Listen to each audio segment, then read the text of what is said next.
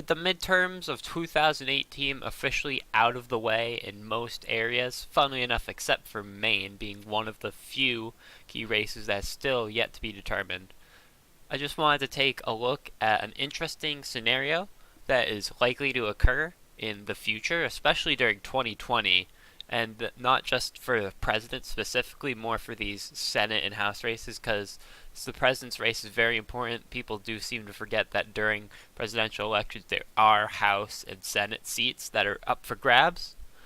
Now, this is quite the conundrum that I'm about to describe here, as in many areas around the US, there is this progressive wave that is starting to rise up against the normal establishment Democrats, almost like an in-party civil war, similar to what happened in the 2010s when the Tea Party famously tried to fight against the establishment Republicans, got many seats. Paul Ryan was one of these people, Rand Paul was another. And now they kind of just fizzled in and merged with the corporate Republicans and weren't really similar. They were trying to go off this fake populism. However, this may be a genuine wave full of plenty of skilled people and skilled progressives such as Ro Khanna, Tulsi Gabbard, Alexandria Ocasio-Cortez being one of the newest stars. She is now the youngest female in the House of Representatives. So there is plenty of upsets happening and there's plenty of resistance against the establishment Democrats. However, there is a problem, and in 2020 when there are going to be more seats up for grabs and the Democrats can have a legit shot of not only taking the presidency but also the House, keeping that stable, and hopefully taking back the Senate since more Republican seats are going to be up for grabs. There is going to be some resistance from the established Democrats, and one of the ways they may try to do that is by pouring more money in. However, the current solution that we have as progressive Democrats is to primary them. Primary. That worked in the New York 14 with Alexandria Ocasio-Cortez famously taking down the second toughest Democrat in the House, Joseph Crowley, who is going to be the heir to Nancy Pelosi. Now, his career is essentially over in New York, and many people got fed up with him. That's why they primaried him, and as a result, we're getting inspiration in this David versus Goliath sense, where if Joseph Crowley can fall, just about any Democrat can to the progressives, as long as they stay out of corporate PAC money and keep true to their beliefs of universal health care, living wage, affordable college and housing. So, since the Democrat establishment's kind of afraid of that, they're going to try to pull what Angus King is doing and how Angus King is going to avoid this problem entirely of being primaried. As for those who don't know, Angus King is one of the senators of Maine, the other one being Susan Collins, who many people are going to know about and be more familiar about than Angus King because of the recent Kavanaugh hearings where Susan Collins essentially was an attention whore the entire time, just wanted some attention and said she wasn't sure about the vote, and just to keep Republicans enticed, and especially the media enticed. Now, Angus King is the other senator, and he is the other independent next to Bernie Sanders. However, like Bernie Sanders, he is caucus for the Democrats, so he is essentially just a Democrat. But unlike Bernie Sanders, he's full of corporate PAC money and is essentially just an establishment Democrat who has an I next to his name. Some examples of how bad he is: he votes with Trump roughly half the time, according to I Side With. Or not I Side With, yeah, I think it is. But anyway, he sides with Trump a lot, and especially Angus King did vote to take away some regulations such as Dodd-Frank regulation and many regulations against banking and Wall Street. So he is bought out quite a bit by Wall Street and the military-industrial complex. He's voted to keep in the wars.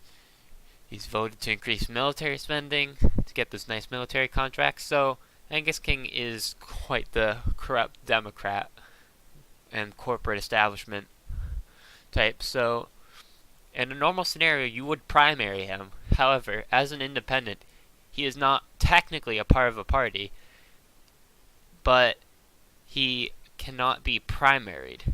So he still gets to essentially be a corporate Democrat, but he has a sweet perk of not being able to be primaried. So in the general election, how would you go about dealing with this? First off, he is insanely popular somehow, so that keeps him afloat. And usually you would answer this by saying, oh, you can get ranked choice voting in. So many people on the left have been pushing for ranked choice voting. It shouldn't be as partisan of an issue as it is, but unfortunately that's the way it currently is. And normally that would work. However, in this race, so I might want to backtrack on that to tell you guys a story about Governor Paul LePage, for those who are unfamiliar. Paul LePage was that remnants of the Tea Party wave back in 2010. He ran, and there was an independent and a Democrat running against him as well. The independent was fairly popular, and the Democrat was deeply hated at the time. So LePage ended up winning with 38% of the vote. Let me just show you.